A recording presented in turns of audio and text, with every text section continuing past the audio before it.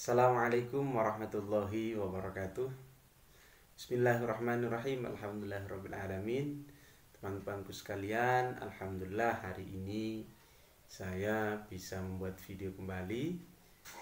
Insya Allah hari ini kita belajar bersama. Dan tema yang akan saya ambil hari ini adalah pendidikan untuk anak-anak kita.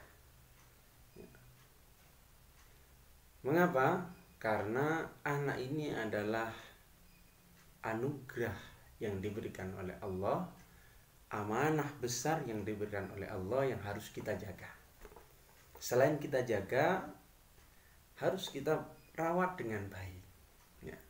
Karena dalam hadis Rasulullah itu, Rasulullah bersabda, "Kullu mauludin yuladu 'alal fitrah."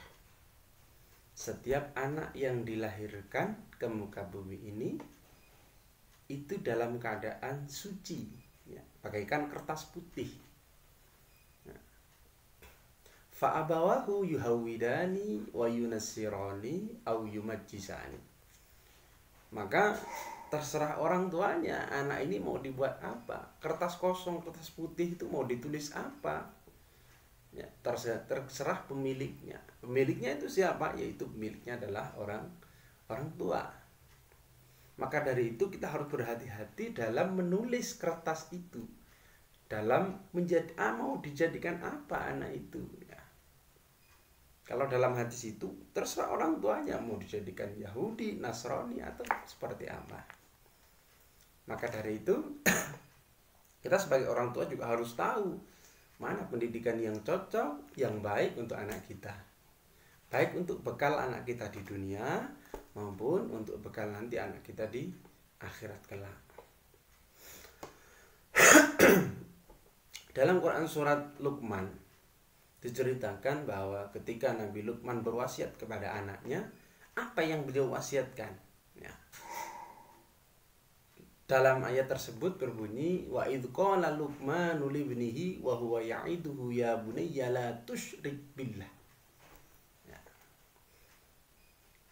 Ketika Nabi Luqman berwasiat kepada anaknya, menasihati anaknya, apa yang beliau sampaikan?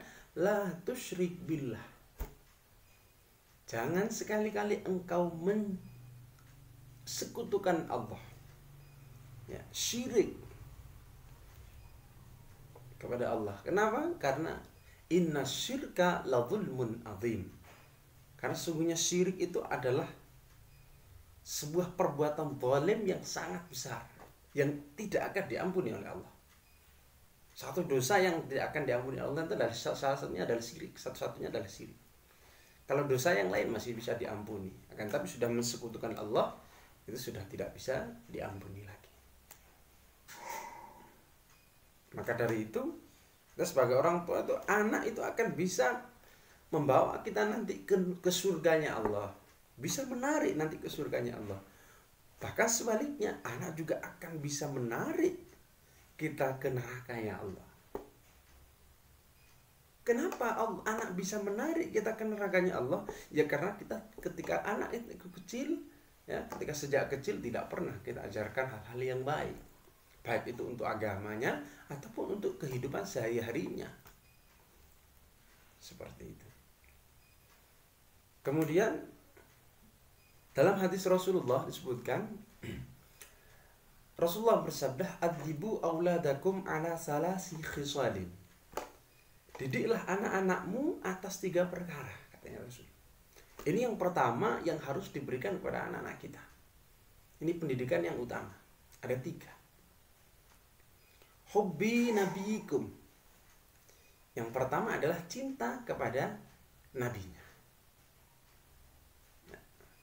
Harus kita kenalkan siapa nabi-nabi mereka. Ya, kita hafal, kita berikan pembelajaran Nabi Muhammad sallallahu alaihi wasallam. Ya. Kita ajarkan cara menghormati Nabi. Ya, cara bersolawat kepada Nabi. Jangan sampai anak kita tidak kenal dengan Nabi Muhammad. Jangan sampai anak kita tidak bisa solawat terhadap Nabi Muhammad sallallahu alaihi wasallam. Dan solawat itu bisa kita ajarkan kepada anak-anak kita dari yang paling mudah ataupun nanti yang paling panjang. Apalagi zaman sekarang sudah banyak macam-macam sholawat ya. Bisa kita perdengarkan kalau kita tidak bisa, atau bisa kita ngajikan kepada guru ngaji dan lain sebagainya. Ya. Kemudian yang kedua adalah wa ahli baitihi, cinta terhadap keluarganya Nabi, keturunannya Nabi, pewarisnya para nabi ya. Termasuk ya ulama itu kan, al ulama warasatul anbiya. Kita kenalkan kepada mereka, kita kenalkan kepada orang-orang yang soleh, orang-orang yang baik menurut kita, seperti itu.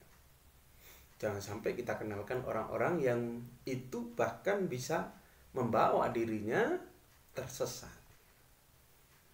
Atau jangan kita biarkan anak kita itu mencari teman atau mencari guru yang itu membuat dia tersesat, seperti itu. Kemudian yang ketiga adalah watilawatil Quran. Ajari anak-anak kita membaca Al-Quran.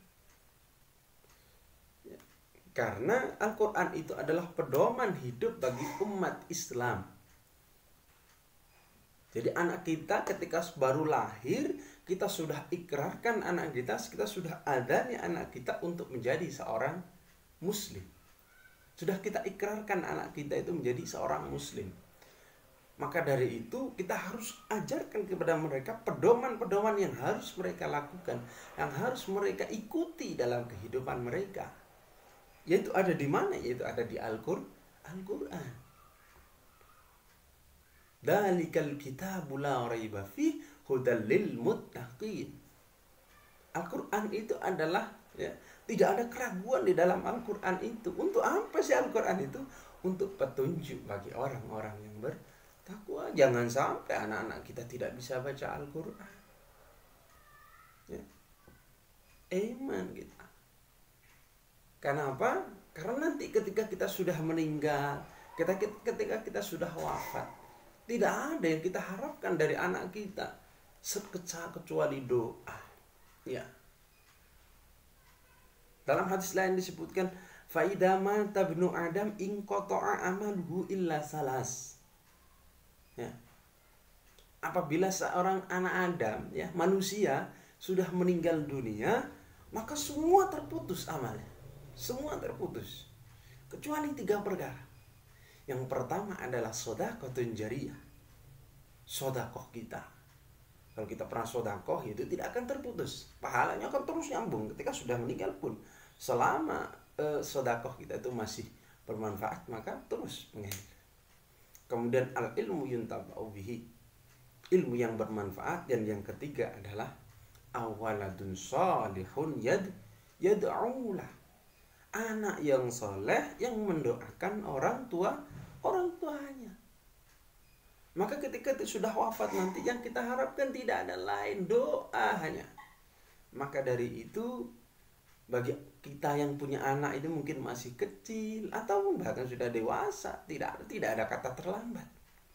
Maka kita berikan pendidikan yang islami. Ya. Boleh pendidikan umum itu boleh.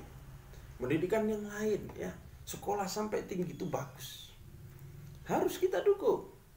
Akan tetapi pendidikan agama jangan sampai terlupakan untuk anak-anak kita kelak. Untuk sangu kita juga, ketika anak-anak kita baik, anak-anak kita soleh, mungkin dia yang akan menarik kita nanti ke dalam surganya Allah. Semoga kita semua, anak-anak kita semua dijadikan anak-anak yang saleh dan salehah, dan kelak bisa membanggakan kita baik di dunia maupun kelak di akhirat. Cukup itu saja dari saya, kurang lebihnya mohon maaf. Kita sama-sama belajar. Jika ada salah bisa dibetulkan. Wallahul muwaffiq ila aqwamit thoriq. Wassalamualaikum warahmatullahi wabarakatuh.